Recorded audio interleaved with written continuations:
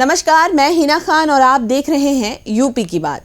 देश में सियासी हलचल लोकसभा चुनाव 2024 की वजह से जोरों पर है। उत्तर प्रदेश की 80 सीटों में से एक सबसे महत्वपूर्ण सीट फतेहपुर सिकरी भी शामिल है। फतेहपुर सिकरी लोकसभा सीट पर तीसरे चरण में मतदान होगा। फतेहपुर सिकरी लोकसभा सीट पर कुल 17 लाख से ज्यादा वोटर हैं। 2019 में भाजपा के राजकुमार चहर यहां से सांसद बने। इस बार फिर से जातीय समीकरण और पिछले लोकसभा चुनाव के आंकड़ों ने राजकुमार चहर की टिकट यहां फिर से पक्की कर दी है। उन्हें पार्टी ने दूसरी बार फतेहपुर सिकरी सीट से प्रत्याशी घोषित किया है।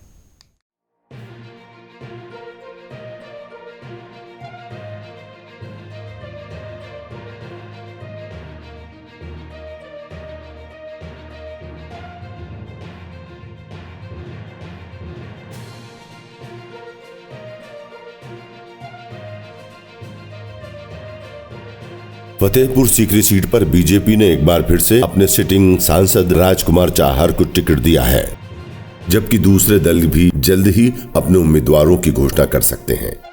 राजकुमार चाहर जमीन से जुड़े होने के साथ युवाओं की पसंद भी हैं। किसान नेता के रूप में उनके प्रयासों को सराहा गया है। जाट बाहुल्य फतेहपुर सीकरी लोकसभा सीट पर 2019 में भाजपा से राजकुमार चाहर ने 4,91,000 वोट से जीत दर्ज की थी। उन्होंने कांग्रेस के राज बब्बर को हराया था, जबकि सपा बसपा के साझा उम्मीदवार श्री भगवान शर्मा के खाते में 1,68,043 वोट आए थे। राजकुमार चाहर ने पिछले एक वर्ष में अपने क्षेत्र के विकास और ग्रामीण क्षेत्र में पर्यटन को बढ़ावा देने के लिए कई योजनाओं पर काम शुरू कर दिया था। क्षेत्र में पानी की समस्या के साथ ही फतेहपुर सीकरी और बाह में पर्यटन विकास के लिए विजन तैयार किया। इको टूरिज्म विकसित करने के लिए कई योजनाओं पर काम कर रहे हैं। इससे पहले 2014 के लोकसभा चुनाव में भी फतेहपुर सीकरी संसदीय सीट पर बीजेपी को जीत मिली थी। तब बाबूलाल चौधरी ने बसपा की सीमा उपाध्याय को 1,73,106 मतों के अंतर से हराया था।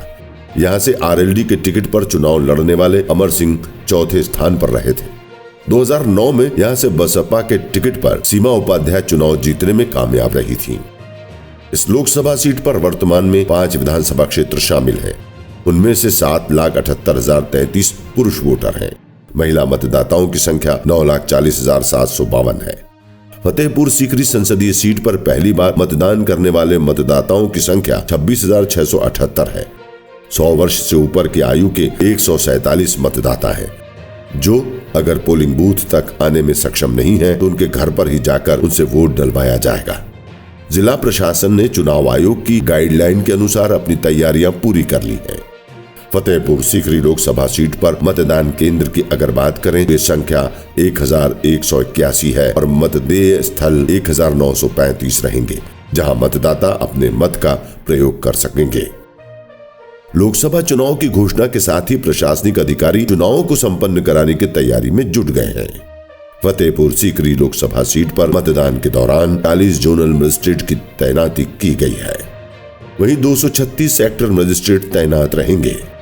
लोकसभा चुनाव फतेहपुर सीकरी सीट पर सेवा योजन कार्यालय पर कंट्रोल रूम बनाया गया है।